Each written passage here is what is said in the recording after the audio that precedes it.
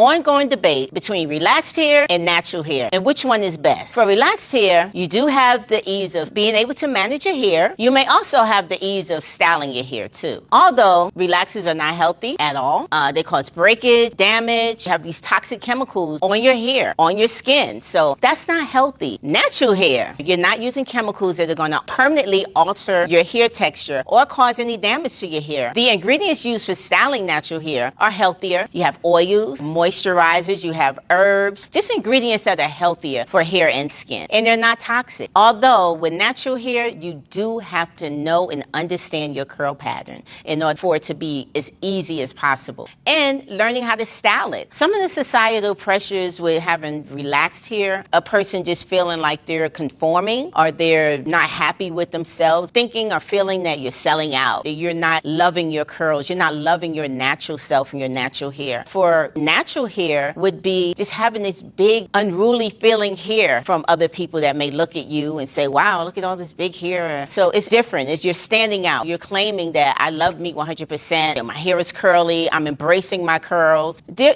could be pressure in both of those things, wearing your hair natural or relaxed. But either way, understanding your hair and what works best for you and your lifestyle and your situation is how you should decide on whether you're going to be relaxed or whether you're going to be natural.